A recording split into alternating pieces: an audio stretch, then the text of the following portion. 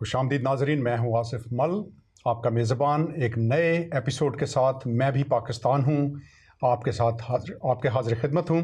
آج کا ہمارا پروگرام پاکستان میں جو پرسیکیوشن کے حوالے سے جو ایشوز ہیں چرچز کے، اس کے حوالے سے ہم بات کریں گے۔ میرے ساتھ بہت ہی آج معزز مہمان اسٹوڈیو میں موجود ہیں، میں ان کا تعارف کرواتا چلوں۔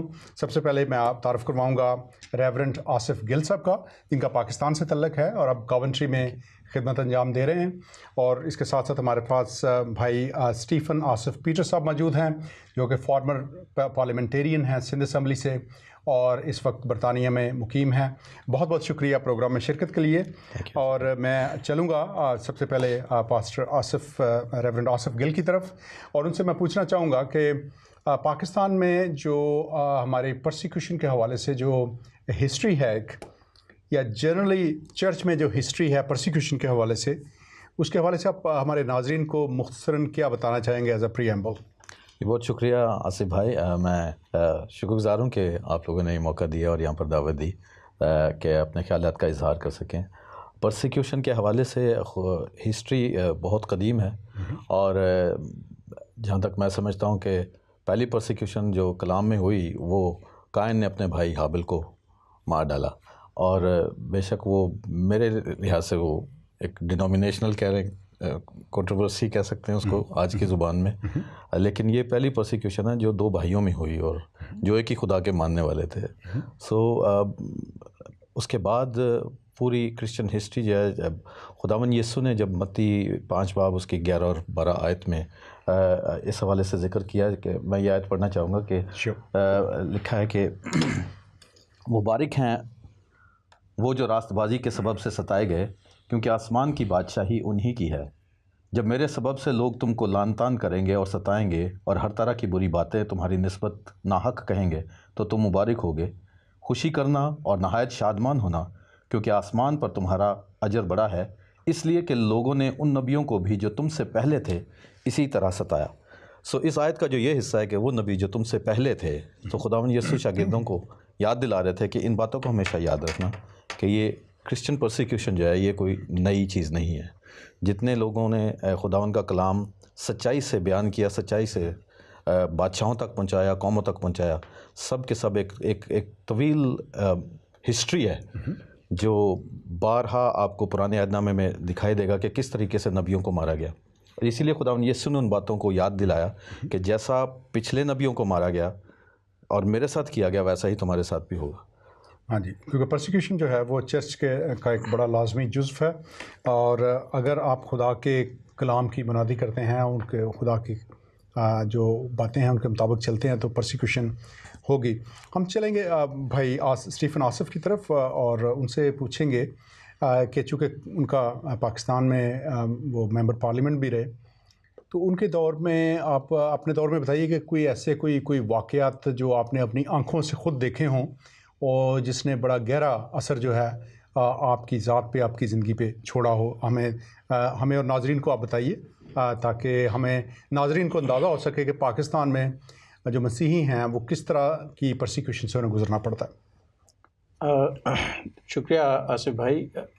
پہلے تو میں ذکر کروں گا اس بات کا کہ ایسے واقعات جو ہیں وہ پنجاب میں بہت زیادہ ہوئے ہیں، اور جہاں تک آپ نے ذکر کیا کہ جو پرسنلی میں نے دیکھے ہوں یا جو میرے ساتھ بیتے ہوں، تو اس حوالے سے میں آپ کو بتانا چاہوں گا کہ میں بحیثیت MPA 2008 میں جب MPA بنا، تو اس کے کچھ مہینے بعد ہماری ایک بستی ہے جس کو تیسر ٹاؤن کہا جاتا ہے، اور اس وقت وہ نئی آباد ہوئی تھی۔ تو وہاں پہ ہوا یہ کہ اس وقت ہمارا سیشن چل رہا تھا، میں سیشن میں موجود تھا کہ مجھے ایک کال آئی، اور اس کال میں انہوں نے مجھے بتایا کہ جناب ہم لوگ یہاں پروٹیسٹ کر رہے ہیں کیونکہ گزشتہ رات ہمارے چرچز پہ اسلامی سلوگنز جو ہیں وہ لکھے گئے، اور صبح جب وہ لوگ اٹھے اور انہوں نے دیکھا تو بڑے جذباتی ہوئے، اور پھر انہوں نے کہا کہ یہ ڈائریکٹلی ہمارے مذہب کے اس میں انٹرفیئرنس ہے، تو ہم جو ہے اس کا پروٹیسٹ کریں گے۔ جب وہ پروٹیسٹ کر رہے تھے تو انہوں نے مجھے کال کی اور کہا کہ یہ ایک ایسا واقعہ ہے کہ جس میں آپ بحیثیت ہمارے نمائندہ آپ کو یہاں ہمارے ساتھ ہونا چاہیے. تو میں نے کہا بالکل بات آپ کی درست ہے. تو میں جب وہاں پہنچا اور وہاں میں نے دیکھا کہ کافی توڑ پھوڑ ہوئی اور وہ ہمارے ہی لوگ کر رہے تھے جو توڑ پھوڑ ہوئی. تو میں نے انہیں کہا کہ بھائی یہ تو آپ لوگ اچھا نہیں کر رہے, یہ قانون کو ہاتھ میں لے رہے ہیں. آپ سب میری بات سنیں. میں نے ان سب کو اکٹھا کیا اور انہیں سمجھانے کی کوشش کی کہ یہ طریقہ کار ٹھیک نہیں ہے. اور دوسرا یہ کہ اب یہ ساری چیزیں آپ میرے نالج میں لے کے آئیں تو میں کوشش کروں گا کہ جو کل ہمارا سیشن ہے اس میں اس بات کو ریز کروں کہ ٹھیک ہے سارے مذاہب اپنی جگہ پہ, لیکن کسی دوسرے مذہب کے فالوورز کو یہ زیب نہیں دیتا کہ وہ اس طرح سے انٹرفیئر کریں اور ہمارے چرچز پہ اپنے سلوگنز لکھیں. تو آپ مجھ پہ چھوڑیں. اب بھی میں یہ باتیں انہیں بتانے کی کوشش کر رہا تھا کہ میں نے دیکھا کہ کوئی 100 کے قریب لوگ تھے, پٹھان تھے, انہوں نے بڑے بڑے پگڑ باندھے ہوئے تھے اور وہ فلی آرم تھے. جب وہ ہماری طرف آ رہے تھے تو دور سے انہوں نے فائرنگ شروع کی جس سے بھگدڑ مچ گئی, لوگ سارے بھاگے. اور جب انہوں نے فائرنگ کی تو اس میں ہمارے تقریباً 4 لوگ جو ہیں وہ زخمی ہوئے جن کو گولیاں لگیں, اور ایک جو بچہ تھا اس کی ڈیتھ ہو گئی. تو لوگوں میں بھگدڑ جب مچی چلے گئے تو تب تک میں جلدی سے وہاں رینجرز کھڑی تھی تو رینجرز کے پاس چلا گیا. پہلے تو میں نے اپنی سیفٹی کے لیے جب ان کے پاس گیا تو جب میں نے دیکھا کہ وہ بڑھتے چلے آ رہے ہیں تو میں نے رینجرز کے ہیڈ کو کہا, میں نے کہا بھائی ان کو سٹاپ کریں, یہ تو بڑے خطرناک ہو جائے گا صورتحال. تو انہوں نے کہا سوری ہم ان کو سٹاپ نہیں کر سکتے جب تک کہ ہمیں ہائر اتھارٹیز سے جو آرڈرز ہیں وہ نہیں ملتے. اب آپ اندازہ کریں کہ ایسی ایمرجنسی میں اگر وہ ہائر اتھارٹیز کے آرڈرز کے رہیں گے تو اس کو ہوا یہی کہ اس میں چاہے جتنے مرضی لوگ شہید ہو جائیں. وہ آئے اور انہوں نے ڈائریکٹلی ہماری جو کرسچن کمیونٹی کے گھر تھے ان کے دروازے توڑے, میرے سامنے انہیں خواتین کے بالوں سے کھینچ کے باہر نکالا, پھر ان کے گھر جلائے, چرچ جلائے. تو میرے بس سے باہر ہو گیا سب کچھ. جب میں ایموشنل ہو گیا. یہ ایسا ایک واقعہ تھا کہ مطلب ایک بندہ جو ہے اس کا مرڈر ہو گیا, لوگ زخمی ہو گئے, عورتوں کے ساتھ اتنی زیادتی کی گئی کہ ان کو بالوں سے کھینچ کے گھروں سے باہر نکالا گیا. تو یہ وہ واقعہ جو آج تک میرے, اور پھر ہوا یہ کہ اس واقعے کے فوراً بعد شام کو میں نے پریس کانفرنس ہولڈ کی جو آج بھی اس پہ یوٹیوب پہ موجود ہے. وہ جو پریس کانفرنس کی تو اس میں نے کھل کے بات کی کہ جناب یہ جو ہے یہ طالبان جنہوں نے یہ کام کیا یہ ٹھیک نہیں ہے. تو اس وقت ایک سچویشن ایسی چل رہی تھی کہ گورنمنٹ تیار نہیں تھی اس بات کو ماننے کے لیے کہ طالبان جو ہیں وہ کراچی میں آ چکے ہیں, جبکہ اس وقت ہمارے جو لیڈر تھے الطاف حسین بھائی وہ شور کرتے تھے کہ طالبان کراچی میں آ گئے ہیں, لیکن گورنمنٹ مان نہیں رہی تھی. اس واقعہ سے یہ ہوا کہ جب میری پریس کانفرنس کی اور میں نے ان کو پوری سارے حالات اور نیوز پہ ساری چیزیں چلیں تو اس سے کنفرم ہو گیا کہ طالبان کراچی میں ہیں. تو جب وہ کنفرم ہوا تو پھر وہ طالبان میرے اگینسٹ ہو گئے, انہوں نے میرے خلاف کام شروع کر دیا. پھر ایک وقت آیا کہ انہوں نے, میں کرنگی سے آ رہا تھا تو انہوں نے مجھے اغوا کر لیا, 3 لڑکے تھے ان کے, اغوا کر کے وہ مجھے ایک افغان بستی میں لے گئے اور وہ ساری مڈ ہاؤسز تھے جہاں وہ انہوں نے مجھے 2 دن رکھا, ایک رات اور ایک دن رکھا. دوسری رات پھر انہوں نے مجھے چھوڑا. میں نے بڑی منت سماجت کی اور اس کے بعد انہوں نے مجھے چھوڑا. اور آپ یوں سمجھ لیں کہ انہوں نے اس بات پہ مجھے وہ جان چھوڑی کہ میں نے جو میری ویلیبلز تھیں وہ ساری ان کو دینے کا وعدہ کیا. انہوں نے مجھ سے کہا کہ آپ MKM کے ساتھ مل کے جو ہمارے خلاف کام کر رہے ہو تو آپ اپنی سیٹ سے بھی ریزائن کرو. میں نے سیٹ سے بھی ریزائن کیا اور اپنی ساری ویلیبلز بھی دے دیں. تو تب جا کے میری جان چھوٹی. اور اس واقعے کا آج یہ ہے کہ میں کبھی UK میں آنا نہیں چاہتا تھا, نہ پاکستان کو چھوڑ کے جانا چاہتا تھا. مجھے پاکستان چھوڑنا پڑا. آج 5 سال کے بعد میرے بچے مجھ سے دور ہیں, مجھ سے علیحدہ ہیں, تو ہم لوگ اکٹھے نہیں ہو پائے. میری مسز جو ہے وہ سٹریس میں چلی گئیں اور وہ اسکیزوفرینیا کی پیشنٹ ہو گئیں. آج بھی میں ان کی لک آفٹر کرتا ہوں, وہ یہاں سے ٹریٹمنٹ لے رہی ہیں. اور باٹم لائن یہ ہے کہ آپ ہمارے پاکستان میں اکثر گورنمنٹ آفیشلز, منسٹرز وہ یہ کہتے ہیں کہ پاکستان میں مسیحیوں کو کوئی مسئلہ نہیں ہے, ان کو سارے حقوق حاصل ہیں.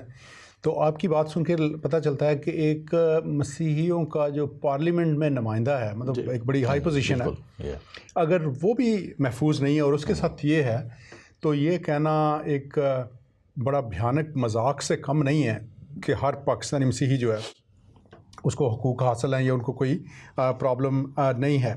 تو میں چلوں گا ریورنڈ آصف گل کی طرف اور ان سے جاننا چاہوں گا کہ بائبل مقدس ہمیں کیا بتاتی ہے کہ جب پرسیکیوشن اس طرح سے ہو، آپ کے ساتھ زیادتی ہو، آپ کی خواتین کو گھروں سے باہر بالوں سے کے نکالا جائے، گھروں کو آگ لگائی جائے، تو بائبل مقدس ہمیں کیا بتاتی ہے کہ ہمارا رسپانس جو ہے مسیحیوں کا وہ کیا ہونا چاہیے؟ کچھ چیزیں ایسی ہیں جو میں جہاں تک میں سمجھتا ہوں کہ وہ ہماری ڈسائپلشپ کا حصہ نہیں ہے. بائبل میں سے دیکھیں تو خداوند یسوع نے بارہا اور بار بار اس کو ریپیٹ کیا شاگردوں کو سکھانے کے لیے کہ میں تمہیں بھیڑوں کی طرح بھیڑیوں کے اندر بھیج رہا ہوں. اور متی 5 باب میں بھی ابھی ہم نے دیکھا کہ خداوند یسوع ان کو واضح طور پہ بتا رہے ہیں کہ ان حالات کے لیے ہمیشہ تیار رہیں، گھبرانا نہیں. ڈرو مت کا لفظ بار بار آیا اس لیے کیونکہ خداوند یسوع کو پتہ تھا کہ یہ حالات آئیں گے. اور خداوند یسوع نے جب شاگردوں کو بھیجا کہ وہ گاؤں میں جائیں تو ان کو پہلے سے تیار کر کے بھیجا کہ اگر لوگ تمہیں ریجیکٹ کریں تو ریجیکشن کو ہینڈل کیسے کرنا ہے. سو میرا خیال یہ ہے کہ ہمیں مسیحیوں کو پرسیکیوشن کے لیے اچھے طریقے سے روحانی طور پہ، ذہنی طور پہ تیار کرنا چاہیے. کلیسیا میں ان باتوں کا ذکر کرنا چاہیے.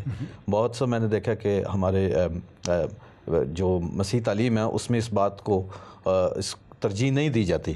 اور پھر پرسیکیوشن کے فرق کس میں ہیں. ہمیں لوگوں کو تیار کرنا چاہیے کہ ایموشنل پرسیکیوشن بھی ہے، فزیکل پرسیکیوشن الگ سے ہے، اکنامک پرسیکیوشن ہے. اور ہمیں ہر لحاظ سے بجائے اس کے کہ جیسے میں نے اپنی اسپیچ میں جو آپ کے پروگرام پہ تھی 8 سالگرہ پہ میں نے یہ کہا کہ we should not be scared but we should be prepared. اور دیٹ از ہم مسیحی لوگ جو ہیں پرسیکیوشن سے خوف زیادہ ہے بجائے اس کے کہ اگر آپ کو ویدر فورکاسٹ پتہ ہے تو آپ اس کے لیے تیار رہتے ہیں. تیار رہنے کا ہم اس کو اکنامکلی بھی تیار رہیں گے کہ ہم پہ اگر ہمارے بزنسز نہیں بڑھ رہے تو ہم نے کیا کرنا ہے. صحیح بات. سوشلی ہم نے ریلیشن شپس کس لیول تک، کہاں پر ہم نے آواز اٹھانی ہے، کہاں پر خاموش رہنا ہے. کیونکہ خداوند یسوع نے ایک بڑی اچھی تعلیم دی کہ تم زمین کے نمک ہو، اور دوسری پھر تھوڑی دیر بعد کہتا ہے کہ تم دنیا کے نور ہو. سو خداوند یسوع کبھی تو اپنے آپ کو واضح طور پہ بتاتے ہیں کہ میں کون ہوں، میں کیا کرنے آیا ہوں. اور پھر ہم دیکھتے ہیں کہ مصلوب ہونے سے پہلے انہوں نے کوئی جواب نہیں دیا. کہتا ہے کہ میں نے جو کہنا تھا میں کہہ چکا ہوں، اب میرا خاموش رہنے کا وقت ہے. اور بڑا اچھا آپ کا پوائنٹ جو خاص مجھے بات پسند ہے یہ کہ ہمیں پہلے سے تیار کرنا چاہیے اپنے لوگوں کو. مطلب جب پرسیکیوشن ہو جائے تو اس وقت صرف ریئیکٹ کرنے سے بہتر ہے کہ ہم پرویکٹ کریں، مطلب پرویکٹیولی انوالو ہوں. جی بالکل. ہمیں پتہ تو ہے کوئی کوئی نئی بات تو نہیں ہے پرسیکیوشن. اب جیسے آپ نے کہا کہ اکنامک پرسیکیوشن اگر ہمیں پتہ ہمیں جابز نہیں ملتی یا نہیں دیتے، جی تو کون سے ایسے بزنسز ہیں، کون سے ایسے وسائل کے ذرائع ہیں جو مسیحیوں کو اپنانے چاہیے تاکہ وہ عزت سے اپنی روزی کما سکیں، کھا سکیں، رہ سکیں. میں بھائی اسٹیفن آصف کی طرف چلوں گا اور ان سے میں پوچھوں گا کہ پاکستان میں جب ہم پرسیکیوشن کی بات کرتے ہیں تو وہ کیا آئیڈینٹیفائی کرتے ہیں کہ کس طرح کی what kind of persecution is actually taking place. ایک تو انہوں نے واقعہ آپ نے بتا دیا، لیکن اس کے علاوہ کچھ روشنی ڈالیں گے کہ اور کیا ہو رہا ہے جس کو آپ پرسیکیوشن سمجھتے ہیں؟ جی پرسیکیوشن جب آپ سمجھ لیں کہ ڈسکرمنیشن جو ہے وہ ایکسیڈ کرتا ہے نا تو آپ اس کو پرسیکیوشن کی کو سمجھ سکتے ہیں کہ یہ ڈسکرمنیشن کی اگلی جو سٹیج ہے تو وہ یہ ہے پرسیکیوشن. اب اس میں کئی اقسام ہیں. جیسے کہ فزیکل جو ہے پرسیکیوشن وہ تو آپ کو نظر آ جائے گا کہ لڑائی ہو گئی، کسی نے جان بوجھ کے کسی کو مارا کوٹا تو وہ مطلب ایک ایشو بنا کے کسی کو مارنے کی، وہ ہو گیا فزیکل.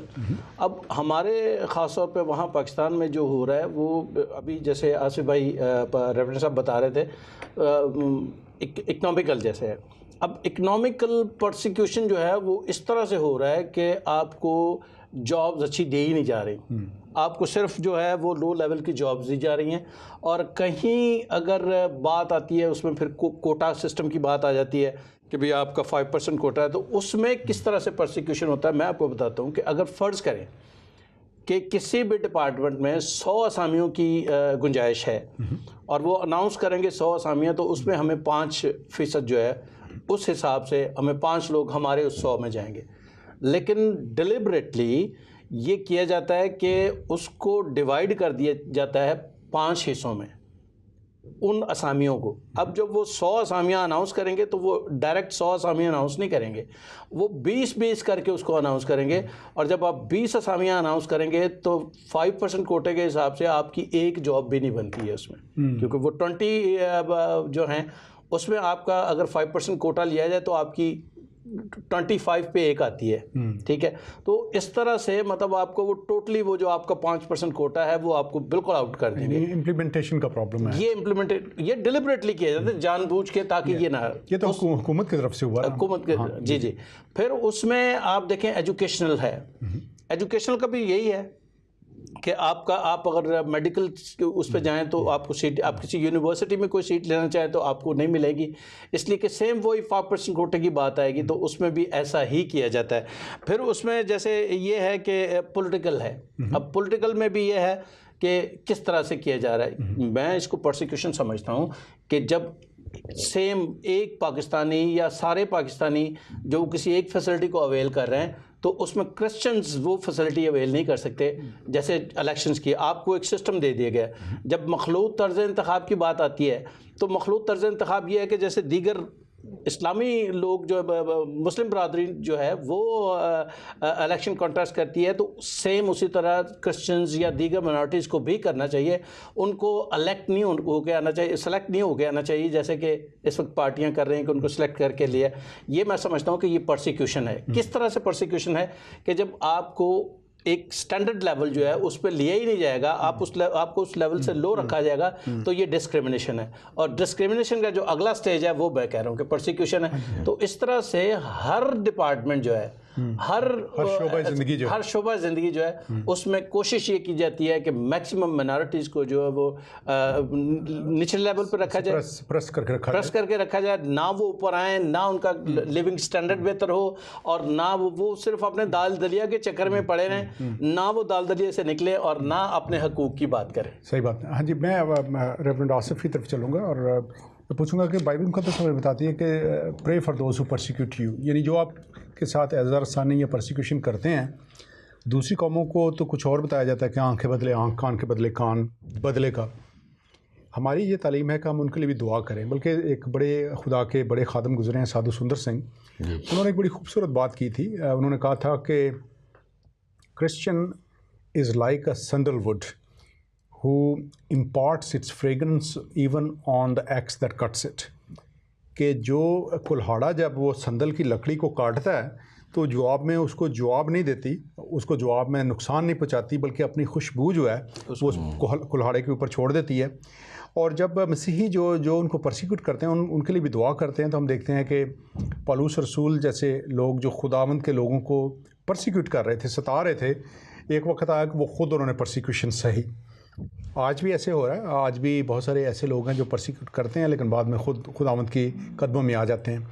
تو لیکن یہ ایک چیز ہے جو ہمیں اپنے لوگوں کو بتانے اور سکھانے کی ضرورت ہے کہ بجائے کہ پروٹیسٹ کریں, جو انہیں پرسیکیوٹ کرتے ہیں ہمیں چاہیے کہ ان کے لیے بھی ہم سنسیئرلی ریگولرلی دعا کریں. کیا کہتے ہیں آپ اس حوالے سے؟ میں بات یہ کرنا چاہ رہا ہوں کہ کلام کے جو اصول ہیں بہت مشکل ہیں. ایک خدا کے خادم ہیں, انہوں نے جو کلام شیئر کیا اس کا ٹاپک تھا اپ سائڈ ڈاؤن, اور انہوں نے وہ تمام باتیں واضح کی کہ خداوند یسوع کی تعلیم اپ سائڈ ڈاؤن تھی, جو دنیا کی سمجھ میں نہیں آ سکتی تھی, اور ہمیشہ الٹ بتاتے تھے. لوگ کہتے تھے کہ کس قسم کی تعلیم ہے, لیکن خداوند کا شکر ہے کہ جو بھی اس تعلیم کو پورے طور سے اپناتا ہے اس کے باقاعدہ اچھے نتائج دیکھنے میں آتے ہیں.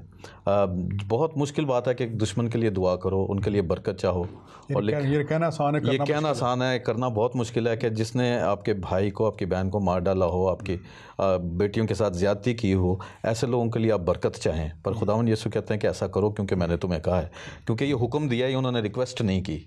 سو مسیح ہونے کے ناطے یہ ہم پر فرض بنتا ہے کہ, اور حکم کی جو تابع داری ہے وہ اوبیڈینس کی ڈیفینیشن میری ہے کہ obedience is without your will, what you are willing to do.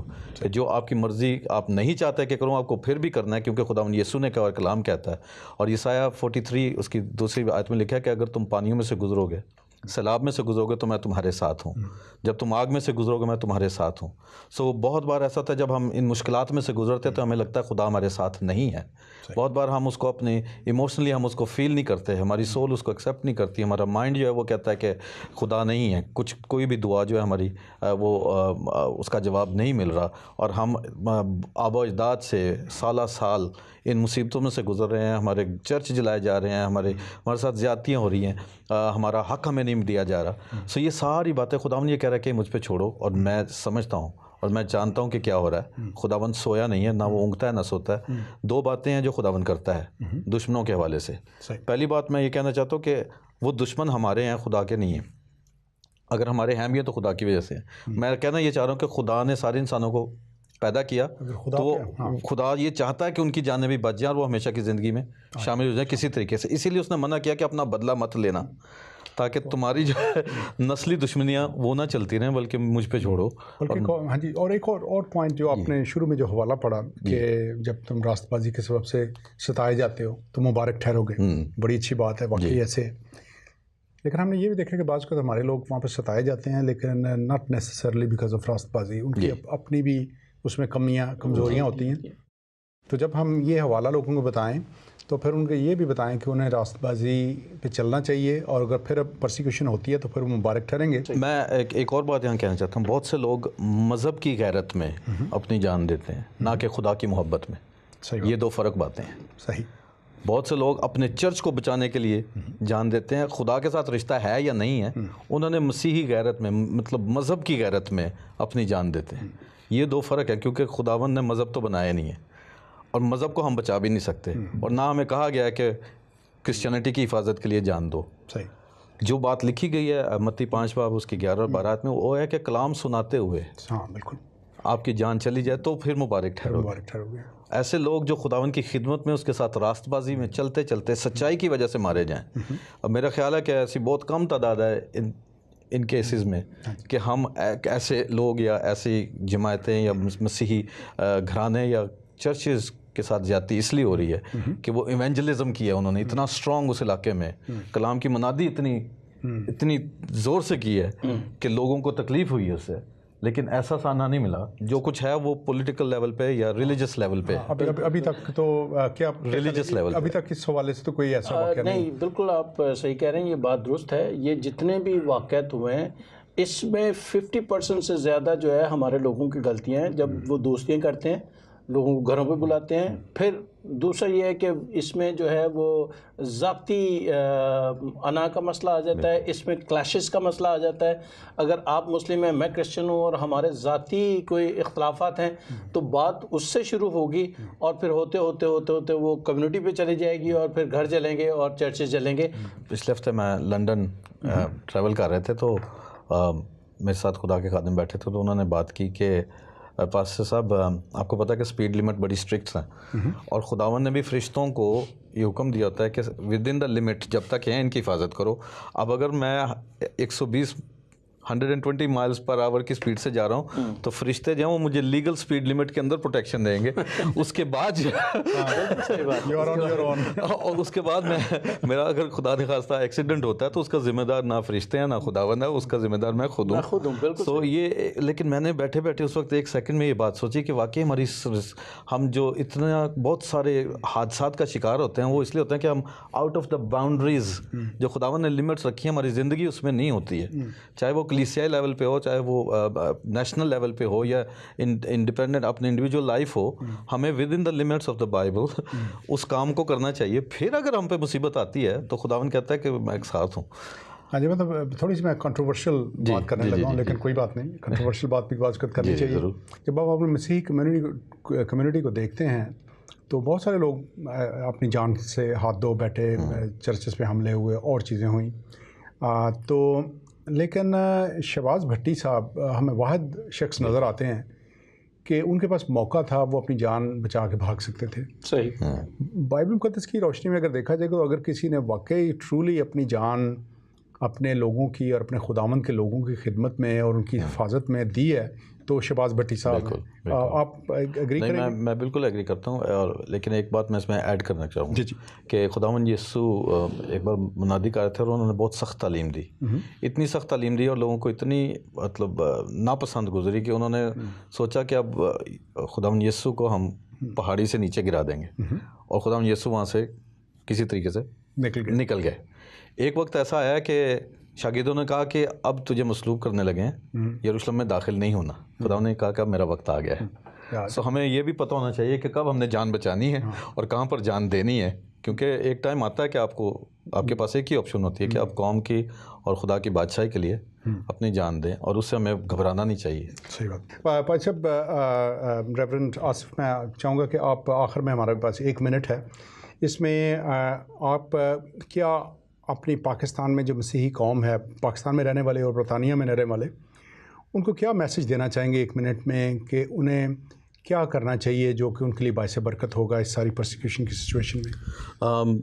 میں ایک ناظرین کی خدمت میں ایک بات کہنا چاہتا ہوں کہ پتہ نہیں کتنے لوگ جانتے ہیں اس بات کو کہ 12 شاگرد یہودا اسکروتی نکال کے، جو بعد میں متیہ بھی شامل کیا گیا خدا کے شاگردوں میں، 12 شاگرد میں سے یہونا شاگرد ایسے تھے جو طبی موت مرے، باقی سب کے سب پرسیکیوشن شہید ہوئے، سب کے سب شہید ہوئے، اور بڑی اذیت ناک موت مرے۔ مطلب مقدس پطرس جو ہیں ان کو مصلوب کیا گیا، اور اس نے کہا کہ میری صلیب جو ہے وہ الٹی کر دو، کیونکہ میں اس لائق نہیں کہ اپنے یسوع کی طرح مصلوب کیا جاؤں۔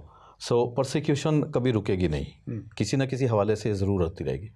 پرسیکیوشن کے وسیلے سے خداوند نے پوری دنیا میں کلام کو پھیلایا۔ یہ لوگ مار کھانے سے یہ کبھی باز نہیں آئے۔ پولس رسول کی زندگی اتنی اذیت ناک اور اتنی مصیبتیں ہیں۔ سو میں نے ایک بات میں جلدی سے کہہ کے ختم کروں گا کہ خداوند نے ایک مجھے پکچر دکھائی تھی کہ ایک مالٹا ہے، جب اس کو آپ پیر سے کچل دیتے ہو تو اس کا جو جوس ہوتا ہے وہ بہت دور تک پھیل جاتا ہے، جو ویسے نہیں جائے گا۔ یا ایک گیند دکھائی، جب اس کو زور سے نیچے مارتے ہیں۔ سو پرسیکیوشن کا ہمیشہ دلیری کے ساتھ اس کا سامنا کریں، اور اس میں سے گزرنے کے لیے خداوند یسوع کی جو گائیڈنس ہے، جو اس کی انسٹرکشنز ہے، اس پہ چلنا ضروری ہے۔ ہاں جی، بہت بہت شکریہ۔ اور جیسے خداوند یسوع نے کہا کہ جان دینے تک وفادار ہے تو میں تجھے زندگی کا تاج دوں گا۔ میرے خیال میں عزیزو، ہمیں اسی چیز کو اپنے ذہن میں رکھنا ہے۔ امید ہے کہ آج کا پروگرام، اس سے آپ نے برکت پائی ہوگی۔ آئندہ پروگرام کے لیے اپنے خادم، اپنے میزبان آصف مل کو اجازت دیجیے، پھر حاضر ہوں گے۔ خدا حافظ۔ Thank you.